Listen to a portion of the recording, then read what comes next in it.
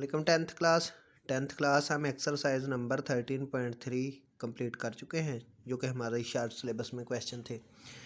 तो बेटा इसके एमसीक्यूज़ भी हम कर चुके हैं।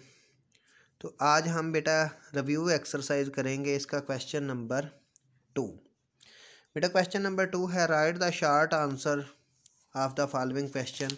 इसमें जो पहले क्वेश्चन है ये सारी डेफिनेशंस हैं। डेफिनेशन में आने हैं आपको दोबारा शो करवाने के लिए, क्योंकि हम याद कर चुके हैं, टेस्ट भी ले चुके हैं। तो बेटा डेफिनेशंस के लिए मैंने दोबारा पेज लिख दिया कि ये डेफिनेशन किस पेज से याद की थी। सबसे पहले segment of circle page number 150, sector of circle page number 150, circumscribed circle page number 272, tangent of circle page number 271, inscribe circle page number 272 और ई स्क्राइब सर्कल 272।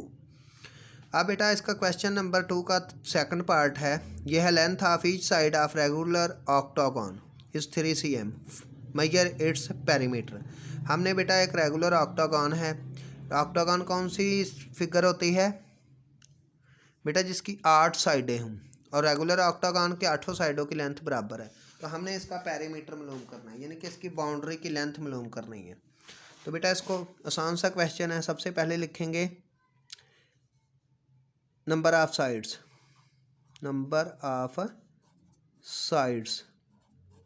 बेटा number of side, regular octagon है तो ऑक्टागन की 8 साइडें होती हैं। फिर हम लिखेंगे length of each side, length of each, फिर हम लिखेंगे side, length of each side.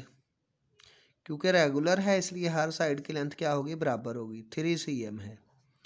और पेरीमीटर बेटा मालूम करना है तो हम लिखेंगे पेरीमीटर इक्वल है बेटा 8 को जितनी साइडें हैं और एक साइड की जो लेंथ है इसको मल्टीप्लाई कर दें। बेटा 8 3 आर 24 cm, यानी कि अगर एक साइड 3 cm है तो 8 साइडें 3 cm हो तो 3 8 आर 24 cm। तो ये तो था आपका क्वेश्चन नंबर 2 का सेकंड पार्ट। अब सेम इसी का थर्ड पार्ट पहले देख लें। The length of each side of a regular pentagon. बेटा अब ये पेंटागन है, हम सबसे पहले लिखेंगे नंबर ऑफ साइड्स। बेटा नंबर ऑफ साइड्स, पेंटागन की कितनी साइड्स होती हैं, 5, शाबाश। उसके बाद हमने लिखना है length of each side, length of each side. बेटा लेंथ ऑफ ईच साइड है 5 cm, और इसका भी पेरीमीटर मालूम करना है तो हम लिखेंगे पेरीमीटर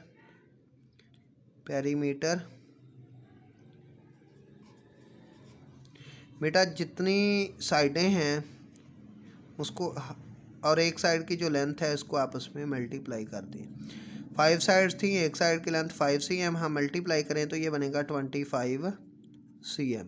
तो ये बेटा दोनों आसान से क्वेश्चन। अब ज़रा ये देखें, write down the formula for finding the angle subtended by the side of n sided polygon at the centre of circle. कि बेटा सर्कल के सेंटर पर जो बेटा कोई भी रेगुलर वो बनाती है पॉलीगॉन एंगल, वो उसका फाइंड करने का फार्मूला हम लोगों ने लिखना है। तो बेटा सपोज ये देखें, ये एक सर्कल है, टोटल सर्कल का एंगल होता है 360।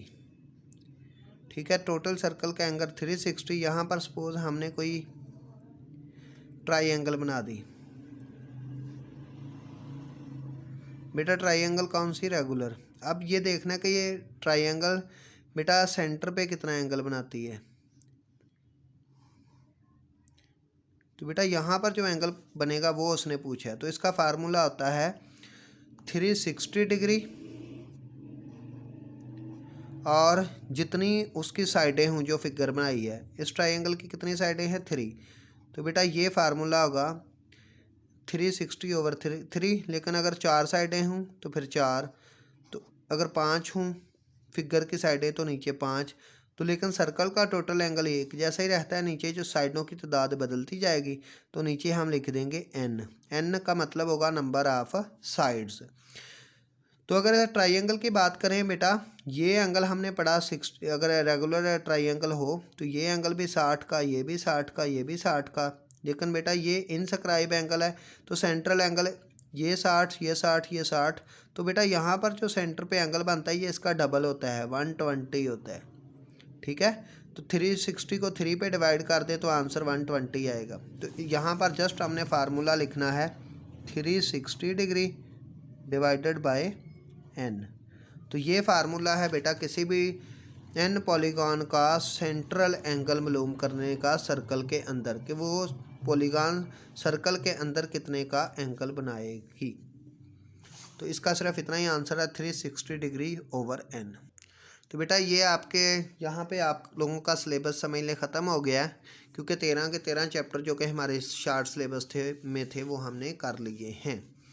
इसके एमसीक्यूज़ हम पहले ही कर चुके हैं। तो आज आप लोगों का काम है कि ये रिव्यू है जो ये अच्छे तरीके से कर लें, इसके क्वेश्चन नीट रजिस्टर पर आप कर लें। ओके बेटा, खुदा हाफिज़।